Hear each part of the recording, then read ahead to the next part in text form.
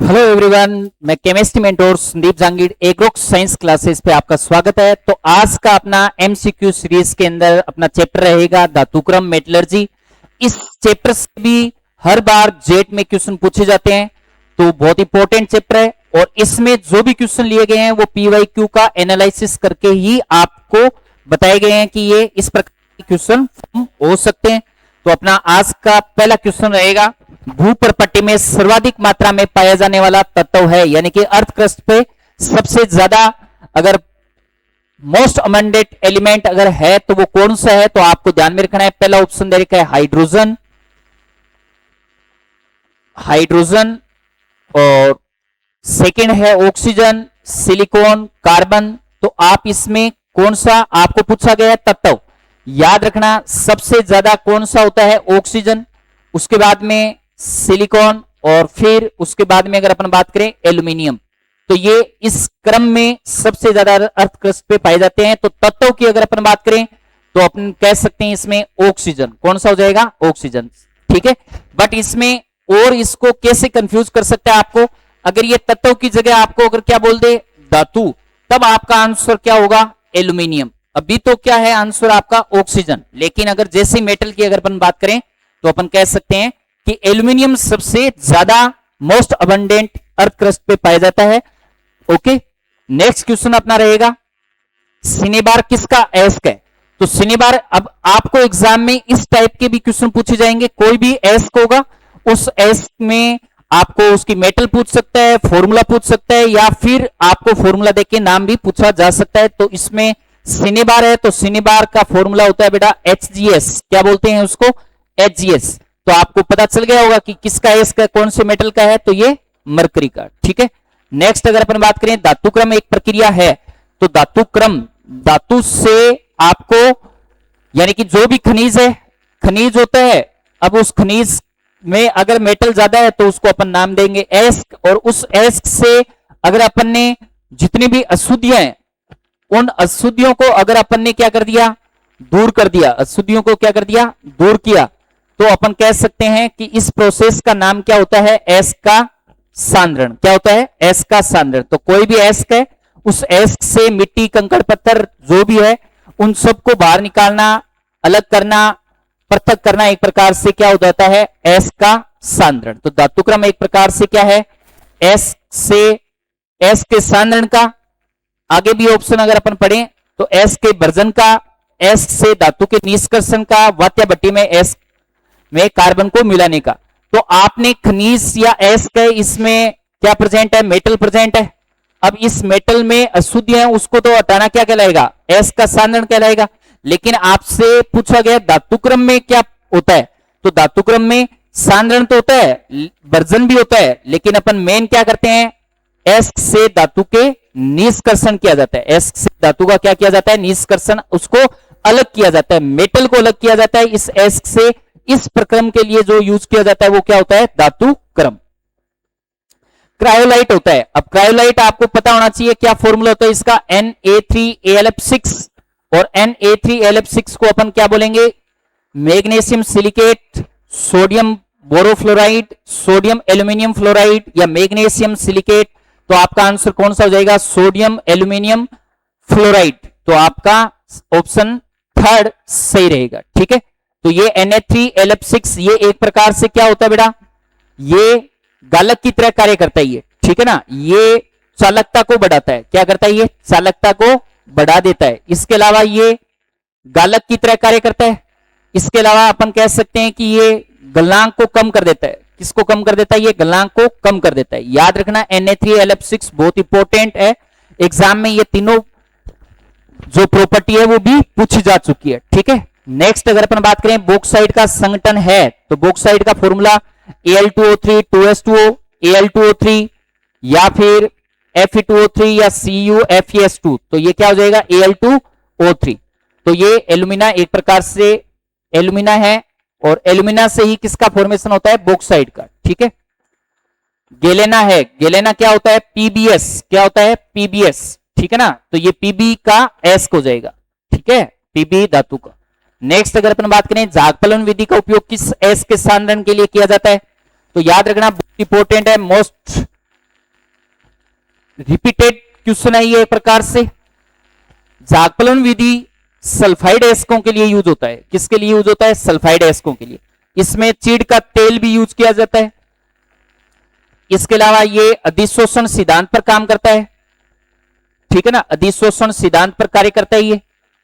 इसके अलावा अपन कह सकते हैं कि ये इसमें कुछ जाकारक भी यूज किया जाता है, सक्रिय कारक भी यूज किया जाता है, ठीक है ना, और अवनमक भी यूज किए जाते हैं। तो इस प्रकार से जागफलन विधि मुख्यतः किसके लिए यूज होता है? सल्फाइड एस्कों के लिए, ठीक है। तो ये अपना आंसर हो जाएगा। नेक्स्ट, मैग्नेटिक सेपरेटर का उपयोग किया जाता है, यानी कि चुंबकीय पृथक्करण। चुंबकीय पृथक्करण का उपयोग किसमें किया जाता है? तो अपन कह सकते हैं कि एस चुंबकीय हो, अशुद्धियां चुंबकीय हो, एस क्या शुद्धियां चुंबकीय हो, या दोनों ही अचुंबकीय हो। तो सिंपल से आपने देखा होगा इस प्रकार का ये दो इसमें वेल होते हैं, इसमें चुंबकीय एक पट्टा लगा होता है एक प्रकार से, ठीक है। इसमें जो भी ये चुंबक से बने होते हैं ये व्हील, और यहां पे जो भी अपन डालेंगे एस्क, अगर ये चुंबकीय होगा तो ये चुंबक के साथ साथ आगे की ओर, और जिसमें चुंबकीय गुण नहीं होंगे वो बाहर की ओर। तो अपन कह सकते हैं कि इसमें दोनों या तो एस्क या अशुद्धियां क्या होनी चाहिए? चुंबकीय होनी चाहिए, तभी अपन इसका क्या कर सकते हैं? यूज कर सकते हैं। तो अपना आंसर कौन सा हो जाएगा? तो मैग्नेटिक सेपरेटर में आप उन्हीं अशुद्धियों के लिए यूज कर सकते हैं इसके लिए आपके पास क्या हो? अशुद्धियां या एस्क चुंबकीय हो। हेमेटाइट किसका एस्क है? तो हेमेटाइट एक प्रकार से क्या होता है? Fe2O3 होता है। Fe2O3 यानी कि एक प्रकार से हेमेटाइट लोहे का है। Fe2O3 भी होता है, एक Fe3O4 भी, ठीक है ना, FeO, इसके अलावा Fe3O4 हो गया, ठीक है। ये सारे एक प्रकार से लोहे के एस्क है, ठीक है ना, लोहे के एस्क। तो यह ध्यान में रखना है। इसमें हेमेटाइट किसका एस्क हो गया? आयरन का। नेक्स्ट, वर्जन किया जाता है रोस्टिंग। याद रख लेना, रोस्टिंग एक प्रकार से किसके लिए किया जाता है? सल्फाइड एस्कों के लिए। किसके लिए किया जाता है? सल्फाइड एस्कों के लिए किया जाता है। इसके अलावा अपन कह सकते हैं कि ये वात्या भट्टी में यूज होता है, ठीक है ना, वात्या भट्टी। इसके अलावा अपन कह सकते हैं कि ये वायु की उपस्थिति में होता है। गलनांक से कम ताप पर, गलनांक से कम ताप पर इसको गर्म करते हैं, ठीक है। तो ये सारी जो विशेषताएं हैं वो वर्जन की है, तो अपन को ध्यान में रखना है। इसको रोस्टिंग भी कहते हैं। तो ये एग्जाम में आया हुआ है क्वेश्चन पहले। तो वायु की नियंत्रित मात्रा में, वायु की अनुपस्थिति में, अक्रिय गैसों में, केवल निर्वात में। तो अपन ने अभी बताया कि वायु की उपस्थिति में होता है, तो वायु की नियंत्रित मात्रा अपना आंसर हो जाएगा। नेक्स्ट, निस्तापन प्रक्रिया में एस को गर्म किया जाता है। सिंपल सा है, दोनों निस्तापन और वर्जन एक प्रकार से वायु की उपस्थिति में होगा और एक वायु की अनुपस्थिति में होगा। याद रखने के लिए याद रखना, क्या निस्तापन नी यानी कि वायु नहीं है, ठीक है ना। निस्तापन कैल्सिनेशन, तो कैल्सिनेशन वायु की अनुपस्थिति में होता है और वर्जन किस में होता है? वायु की उपस्थिति में। इसके अलावा अपन कह सकते हैं कि ये कार्बोनेट एस्कों के लिए यूज होता है। किसके लिए यूज होता है? ये कार्बोनेट एस्क के लिए। ओके, तो आप निस्तापन प्रक्रिया का भी ध्यान में रखें। प्रगलन में अपचायक के रूप में प्रयुक्त होता है। अब आपको पता है कि कोई भी एस्क होगा, उस एस्क का अगर अपन को अपचयन करना है, तो अपचयन करने के लिए आपको अपचायक भी यूज करना पड़ता है। अब कुछ विधियां हैं, जैसे प्रगलन है, एल्यूमिनोथर्माइट विधि है। तो ये सारी विधियों के अंदर कुछ मुख्य पदार्थ डालते हैं अपचायक के रूप में, और वो अपचायक प्रगलन में कार्बन की उपस्थिति में, किसकी उपस्थिति में होता है? ये कार्बन की उपस्थिति में। कार्बन की उपस्थिति में गर्म करना ही एक प्रकार से कौन सी प्रक्रिया कहलाती है? प्रगलन कहलाती है। तो अपना आंसर कौन सा हो जाएगा? कोक। नेक्स्ट, गालक वह पदार्थ है, अभी बताया गालक क्या होगा? जो क्या करेगा? गलनांक को क्या करेगा? गलनांक को कम करेगा, ठीक है ना, कम करेगा, गलनांक को कम करेगा। इसके अलावा अपन कह सकते हैं कि ये चालकता बढ़ाएगा, चालकता को क्या करेगा? बढ़ाएगा, ठीक है ना। और क्या बनाएगा? धातुमल बनाता है। किसका निर्माण करता है? धातुमल बनाता है। अब वो धातुमल कैसे बनेगा? तो ध्यान में रखना, जो भी अशुद्धि है, ठीक है ना, अशुद्धि, उस अशुद्धि में अगर आपने क्या डाला बेटा, गालक, क्या डाला, गालक, तो वो किसका फॉर्मेशन करेगा, धातुमल का, यानी कि स्लेग बोलते हैं इसको, क्या कहते हैं, स्लेग। तो अशुद्धि प्लस गालक जो होता है वो क्या बनाता है, स्लेग बनाता है, धातुमल बनाता है। तो गैंग के साथ मिलकर गलनीय धातुमल बनाता है, उसी को अपन नाम क्या देते हैं, गालक या फ्लक्स कहते हैं। ठीक है, नेक्स्ट कॉपर पायराइट का फॉर्मूला होता है, तो लर्न करना है आपको। कॉपर पायराइट यानी कि कॉपर का क्या होता है, ये एस होता है, तो CuFeS2, ठीक है ना, कॉपर पायराइट। इसके अलावा वात्या भट्टी में हेमेटाइट से आयरन के निष्कर्षण में गालक प्रयोग किया जाता है, तो वात्या भट्टी में किया जाता है निष्कर्षण।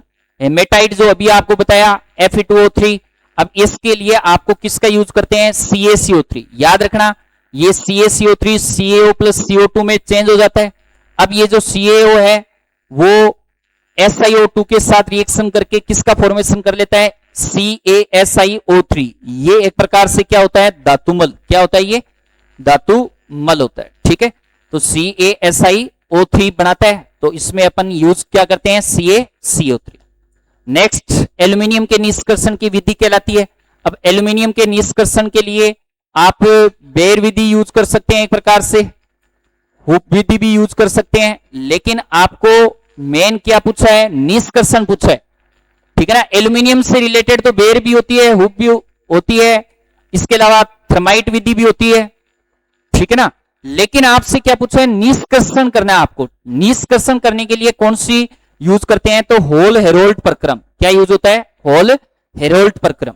ठीक है, नेक्स्ट सल्फाइड एस्कों का सांद्रण सामान्यतः किया जाता है। अभी आपको बताया क्वेश्चन में कि सल्फाइड एस्क का जो सांद्रण है वो कौन करता है, जागपलवन विधि द्वारा। ठीक है ना, फोर्थ फ्लोटेशन प्रोसेस, जागपलवन विधि है वो सल्फाइड एस्कों का निष्कर्षण करते हैं उससे। नेक्स्ट कैसिटेराइड्स एस्क है। अब कैसिटेराइट एक एस्क है, उसका फॉर्मूला होता है SnO2 यानी कि टिन, तो अपना आंसर कौन सा हो जाएगा, Sn। ठीक है, नेक्स्ट कास्ट आयरन में कार्बन की प्रतिशत मात्रा होती है, तो कास्ट आयरन जो होता है उसमें 3 से 5% उसमें, या अपन कह सकते हैं कि 2.5 से 4.5 तक इसमें क्या होता है, कार्बन की प्रतिशत मात्रा है। जितनी कम होगी वो उतना ही रहेगा एक प्रकार से। नेक्स्ट पिटवा लोहा लोहे का है क्या, शुद्धतम रूप है। क्या ये शुद्धतम रूप है, पिटवा लोहा जो होता है, रोट आयरन जो होता है वो शुद्ध रूप होता है। उसके अलावा स्टेनलेस स्टील में क्रोमियम की उपस्थिति, याद रखना आपको पता है आयरन में जंग लग जाता है, और जंग का फॉर्मूला क्या होता है, Fe2O3। अब इस जंग को .XH2O, इस जंग को कम करने के लिए आप एक एलॉय यूज करते हैं। अब एलॉय में आप अलग अलग एलॉय यूज करते हैं, उसमें एक स्टेनलेस स्टील भी है, और स्टेनलेस स्टील के अंदर आप क्या यूज होता है, क्रोमियम। तो ये किस लिए एलॉय बनाई जाती है, कठोरता पाने के लिए और जंग से बचाने के लिए। तो अपन कह सकते हैं कि जंग यानी कि संक्षारण प्रतिरोधी होता है। ये क्या होता है, ये संक्षारण प्रतिरोधी, कोरोजन रेजिस्टेंस प्रॉपर्टी इसमें पाई जाती है। नेक्स्ट पायराइट एस को गर्म करने पर सल्फर का जलना कहलाता है। अभी आपको बताया गर्म करना है, पायराइट है, और पायराइट आपको क्या बताया था, CuFeS2। अब CuFeS2 एक प्रकार से क्या हो गया, सल्फाइड एस हो गया। क्या हो गया, सल्फाइड। और सल्फाइड एस के लिए आप किसका यूज करते हो, बर्जन का। किसके लिए, सल्फाइड एस के लिए। तो बर्जन जो होता है वो सल्फाइड एस के लिए यूज होता है, तो अपना आंसर कौन सा हो जाएगा, रोस्टिंग यानी कि बर्जन। ठीक है, तो इस तरीके से बहुत ही सिंपल क्वेश्चन है ये, और इसी टाइप से क्वेश्चन पूछे जाते हैं। आपको केवल और केवल इसको रीड करना है, जो भी इसकी जो थ्योरी आपको बताई गई थी। ठीक है, उसके बाद में नेक्स्ट कॉपर के शोधन के लिए कौन सी विधि प्रयोग करते हैं। अब कॉपर का अगर शोधन करना है तो एक वैद्युत अपघटनी विधि, कौन सी विधि यूज होती है, वैद्युत अपघटनी। और वैद्युत अपघटनी में अपन क्या यूज करते हैं, इलेक्ट्रोड। क्या यूज करते हैं, इलेक्ट्रोड। और इलेक्ट्रोड दो प्रकार के होते हैं, एक होता है कैथोड और एक होता है एनोड। याद रखना कैथोड तो होता है शुद्ध कॉपर का, और ये किसका होता है बेटा, अशुद्ध कॉपर का। ठीक है ना, अशुद्ध कॉपर का, ये याद रखना, एग्जाम में पूछा हुआ है पहले भी। वैद्युत अपघटनी शोधन के अंदर इलेक्ट्रोड यूज करते हैं, कैथोड एनोड। और कैथोड जो शुद्ध कॉपर का बना होता है, एनोड अशुद्ध कॉपर का बना होता है। तो कॉपर के शोधन के लिए कौन सी विधि हो जाएगी, वैद्युत अपघटनी शोधन। नेक्स्ट एल्यूमिनियम का प्रमुख अयस्क है, एल्यूमिनियम के बहुत सारे अयस्क हैं, लेकिन मेन जो अयस्क है वो कौन सा है, बॉक्साइट। कौन सा होता है, बॉक्साइट, Al2O3, ठीक है ना। इसके अलावा होल प्रक्रम में एल्यूमिनियम का अपचयन किसके द्वारा किया जाता है, अभी बताया होल प्रक्रम है वो एल्यूमिना के लिए यूज होता है और उसमें इलेक्ट्रिसिटी विद्युत द्वारा प्रयुक्त की जाती है। उसके बाद में अम्लीय गालक का उदाहरण है, अम्लीय गालक याद रखना जो भी है, अब ये जो अम्लीय गालक है वो क्षारीय अशुद्धियों के लिए यूज होता है, किसके लिए यूज होता है, क्षारीय अशुद्धि के लिए, ठीक है। और जो क्षारीय गालक होते हैं वो किसके लिए यूज होते हैं, अम्लीय अशुद्धि के लिए, ओके। तो अपन देख सकते हैं कि इसमें जो SiO2 है, CO है, MgO है, FeO है, तो ये कौन सा आंसर हो जाएगा, SiO2। यानी कि ज्यादातर जो भी अधात्विक होते हैं वो सारे अम्लीय होते हैं एक प्रकार से, ठीक है। और ये क्या है, धात्विक है, तो ये एक प्रकार से क्या हो गए, क्षारीय। क्षारीय गालक का उदाहरण है अभी बताया, क्या हो जाएगा, CaO भी हो सकता है, MgO भी हो सकता है, ठीक है। तो ये क्षारीय गालक का उदाहरण है। नेक्स्ट, धातु के साथ उपस्थित अशुद्धियां कहलाती है। अब धातु के साथ जो अशुद्धियां होती है उसको अपन नाम क्या देते हैं, गैंग भी बोल सकते हैं, मैट्रिक्स भी कह सकते हैं, ठीक है ना। इसके अलावा अधात्री भी कह सकते हैं। तो ये सिंपल सा है, आपको नाम याद रखना है, गैंग या मैट्रिक्स, ठीक है।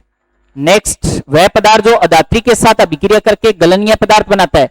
अब गलनीय पदार्थ कौन बनाता है, गालक बनाता है, और गालक के साथ ये क्रिया करके किसका फॉर्मेशन करती है, धातुमल का। किसका बनाती है, धातुमल का फॉर्मेशन। इसी को क्या बोलते हैं बेटा, स्लेग कहते हैं। क्या कहते हैं, स्लेग। तो सिंपल सा है, आप अगर कोई भी अशुद्धि है उसमें अगलनीय है, अगलनीय को क्या बना देगा, गलनीय बना देगा, और गलनीय बनाने के लिए किसका यूज करते हैं, गालक, या इसको क्या बोलते हैं, फ्लक्स भी कहते हैं। क्या बोलते हैं इसको, फ्लक्स, ठीक है।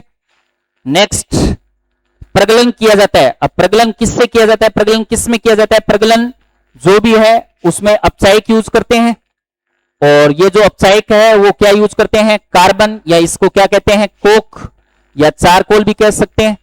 अब ये यूज किया जाता है किसमें, वात्या भट्टी में। किसमें किया जाता है, वात्या भट्टी में, ठीक है। तो ब्लास्ट फ्यूरेंस जो है उसमें प्रगलन कर सकते हैं अपन। नेक्स्ट, मेट का संगठन है, बहुत इंपॉर्टेंट क्वेश्चन है ये, ठीक है ना। मेट का संगठन क्या होता है, Cu2S और FeS, Cu2S और FeS, ये फॉर्मूला है, ध्यान में रखना। दोनों का जो भी कॉम्बिनेशन बनता है उसी को अपन क्या बोलते हैं, मेट बोलते हैं। इसको कॉपर मेट भी कहा जाता है, ठीक है ना, Cu2S और FeS। निस्तापन वह प्रक्रिया है जिसमें S को गर्म किया जाता है। अब निस्तापन आपको पता है कि वायु की अनुपस्थिति में किया जाता है, ठीक है। इसके अलावा अपन कह सकते हैं कि ये कार्बोनेट अयस्क के लिए किया जाता है, कार्बोनेट अयस्क, ठीक है। इसके अलावा अपन कह सकते हैं कि ये गलनांक से कम ताप पर गर्म करते हैं, गलनांक से कम ताप पर, ठीक है ना, गर्म करते हैं। ये पॉइंट आपको ध्यान में रखने हैं। और कौन सी भट्टी में किया जाता है, तो ये भी एक प्रकार से वात्या भट्टी में होता है, लेकिन इस पूछा है कि एस को गर्म किया जाता है तो वायु की अनुपस्थिति में। किसमें किया जाता है, वायु की अनुपस्थिति में, ठीक है। नेक्स्ट, धातुक्रम में प्रयुक्त होने वाले खनिजों में उपस्थित अशुद्धियों को सम्मिलित रूप से कहते हैं। अब जो भी खनिज में जो अशुद्धियां हैं अभी आपको बताया क्या होता है, गैंग या मैट्रिक्स, ठीक है ना, या अधात्री भी कह देते हैं। इसको क्या बोल देते हैं, अधात्री। नेक्स्ट, फेन प्लवन विधि में प्रयुक्त तेल है। अभी आपको बताया कि इसमें जाकारक यूज करते हैं, ठीक है ना। अब जो जाकारक है वो क्या है, चीड़ का तेल, ठीक है। तो इस प्रकार से अपन कह सकते हैं कि जो भी फेन प्लवन विधि है वो एक प्रकार से अधिशोषण सिद्धांत पे भी काम करती है, ठीक है ना। अधिशोषण क्योंकि एक वाटर और ऑयल के अकॉर्डिंग इसमें सारी प्रोसेस चलती है। तो फेन प्लवन विधि, चीड़ का तेल, और सबसे इंपॉर्टेंट इसमें क्या है कि ये सल्फाइड के लिए यूज होती है। तो इस प्रकार से जो भी PYQ है उसका एनालिसिस करके अपन देख सकते हैं कि धातुक्रम में आपके ये सारे जो भी आपको क्वेश्चन बताए हैं वो इंपॉर्टेंट है। तो आप इसकी रीड करना, अच्छे से पढ़ना इसको, ठीक है। कोई भी डाउट हो तो आप पूछ सकते हैं। तो मिलते हैं अपन नेक्स्ट क्लास में। Thank you. हम्म,